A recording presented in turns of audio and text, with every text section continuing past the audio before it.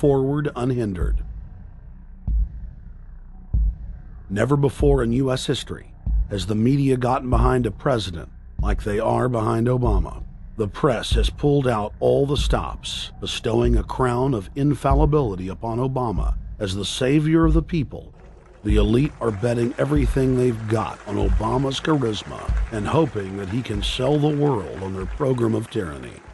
Yes, there have been differences between America and Europe. No doubt there will be differences in the future. But the burdens of global citizenship continue to bind us together.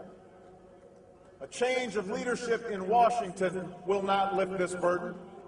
In this new century, Americans and Europeans alike will be required to do more, not less. Partnership and cooperation among nations is not a choice. It is the only way. We've got to give them a stake in creating the kind of world order that I think all of us would like to see. In truth, Obama is not simply continuing George W. Bush's policies. He is radically expanding them. I thank President Bush for his service to our nation.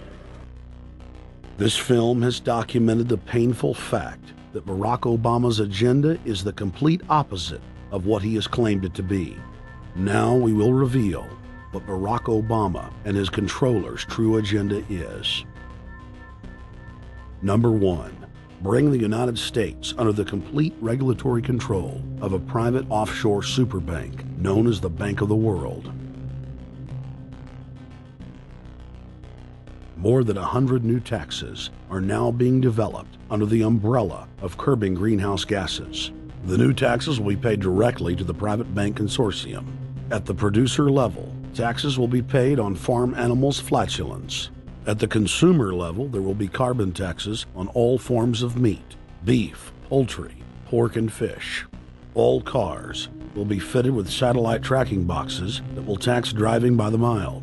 And an added tax will be placed on all fossil fuels, including motor oil and natural gas. All plastic products will have a carbon tax added. Outdoor space heaters and fireplaces are to be taxed. All electricity produced by coal-powered plants will be taxed.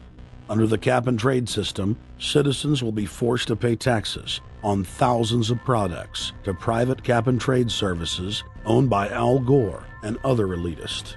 There will be taxes on light bulbs, water, trash pickup, air travel, train travel, bus, ship, medicine, steel production, mining, clothing, laundry, asphalt are just a few of the new taxes to be levied. But to truly transform our economy, to protect our security and save our planet from the ravages of climate change, we need to ultimately make clean, renewable energy the profitable kind of energy.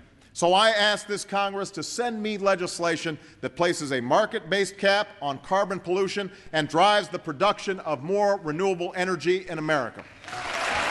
That's what we need. The notion of anthropogenic global warming is a fraud. In other words, the idea that the planet is getting warmer and that human activity is somehow responsible is a pseudo-scientific fraud. It's a big lie. It's a monstrosity. Remember the Nazis, they had race science, race hygiene. They said Aryan blood is different from any other kind of blood. This was, of course, idiocy, a fantastic piece of nonsense. Today, we got something similar. Global warming caused by human activity, and the answer to that is carbon tax plus cap and trade, according to the wishes of Al Gore, Prince Charles, and basically the entire world banking community, the world oligarchy. What they're trying to do with that is to perpetuate the current system where bankers rule the world, financiers rule the world, and the rest of us get the crumbs from the table. But remember, if you try to put on cap and trade and a global warming carbon tax with the idea that you're going to save the polar bears, what you're going to do is destroy human society. You're going to cause genocide on a massive scale. The deaths will be measured in the hundreds of millions and indeed in the billions.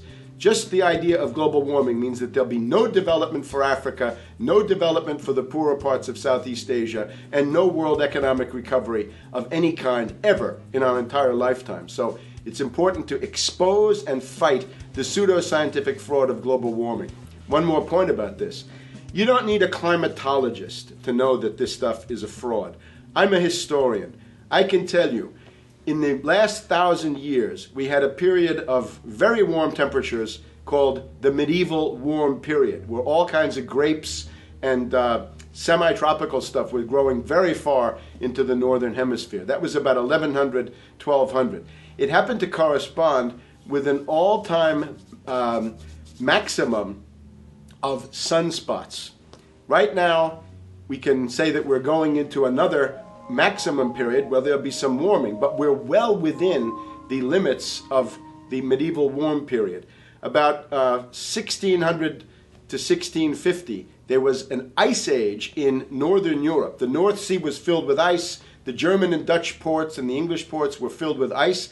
That corresponds to an all-time minimum of sunspot activity, the Spörer minimum and the Maunder minimum. So this has largely got to do with solar activity. We can see that other planets, not just the Earth, are warming slightly as a result of increased solar activity. But we're well within the minimum. So what the oligarchs claim to be an open and shut scientific case is a piece of pseudoscientific nonsense, and it should be rejected.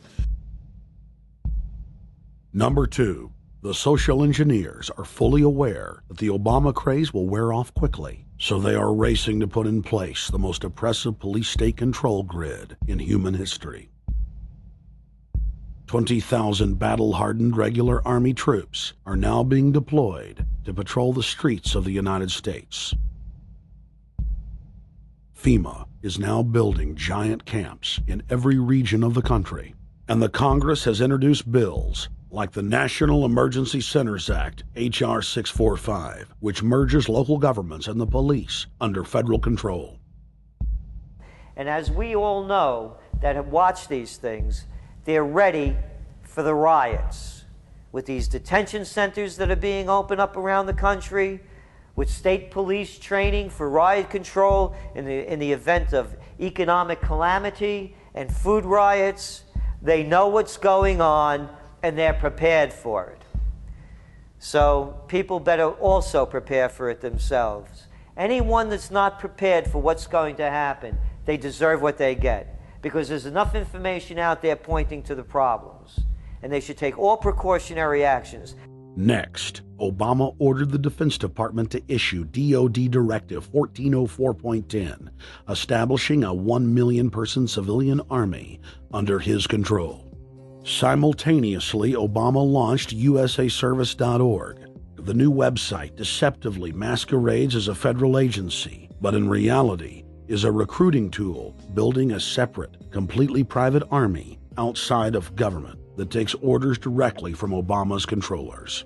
Barack Obama has refused to rescind Presidential Decision Directive 51, signed by George W. Bush. The directive plainly states the president is a dictator and that Congress is ceremonial. We cannot continue to rely only on our military in order to achieve the national security objectives that we've set. We've got to have a civilian national security force that's just as powerful, just as strong, just as well funded. President Obama and his Chief of Staff, Rahm Emanuel, have repeatedly stated on the record that all Americans below the age of 64 will be forcibly conscripted into federal service. Citizenship is not an entitlement program. It comes with